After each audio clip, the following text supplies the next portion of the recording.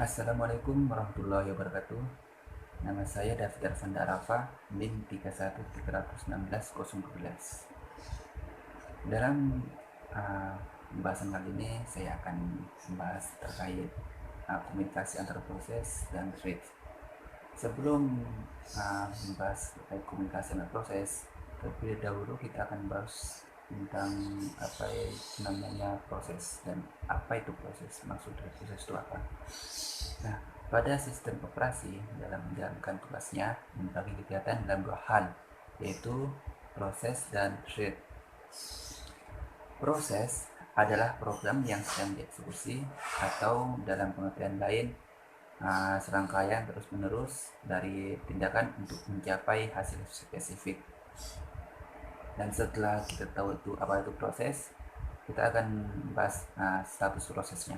Dalam status proses, pada saat proses dieksekusi akan terjadi perubahan status. Status proses didefinisikan sebagai bagian dari aktivitas proses yang sedang berlangsung saat itu.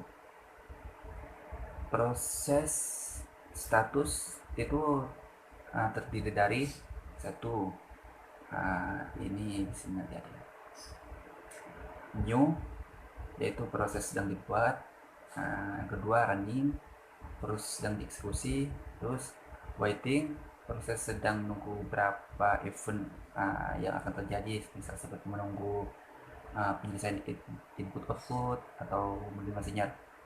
Terus ready ini proses menunggu jatah waktu dari CPU untuk diproses. Terus yang terakhir terminate, proses setelah selesai dieksekusi.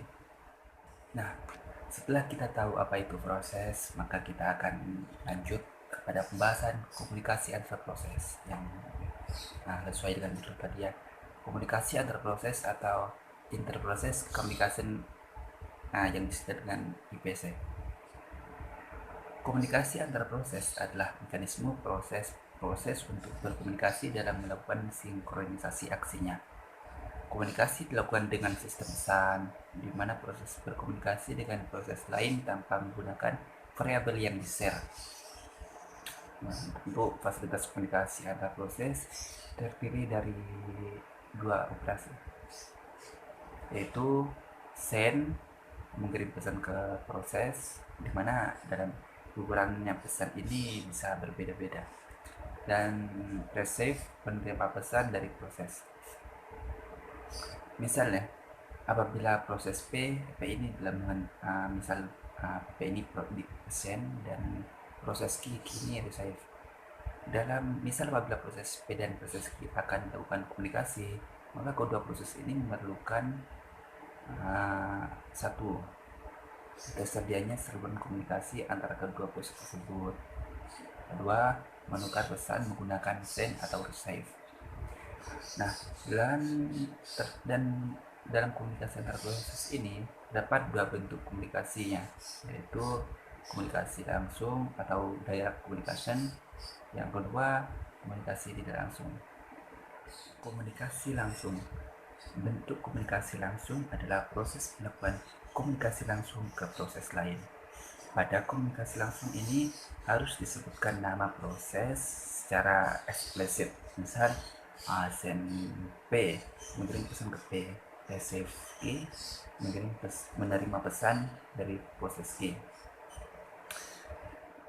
Untuk komunikasi tak langsung, nah pada komunikasi tak langsung ini pengirim atau penerima pesan dilakukan melalui mailbox atau port.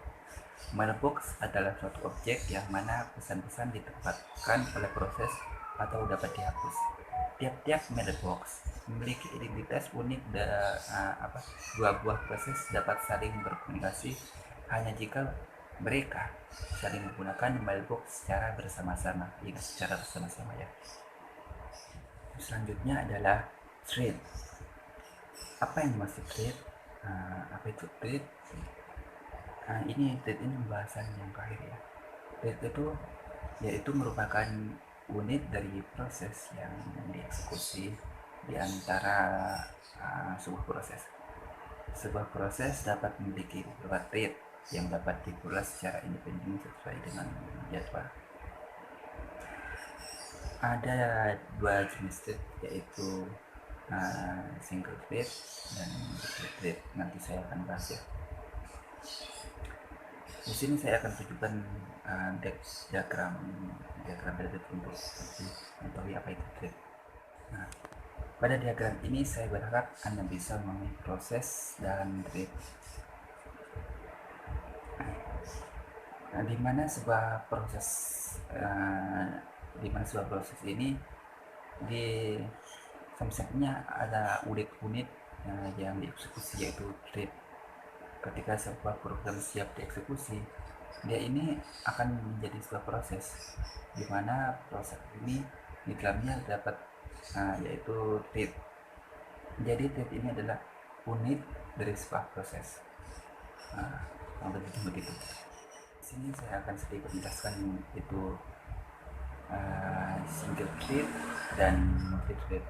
Single thread itu proses yang hanya memiliki satu thread dan hanya ada satu aktivitas yang terjadi. Dan untuk multi thread ada lebih dari satu thread dan lebih dari satu aktivitas yang terjadi. Saya kira hanya itu yang dapat saya sampaikan. Bila ada kekurangan, saya mohon maaf. Wassalamualaikum warahmatullahi wabarakatuh.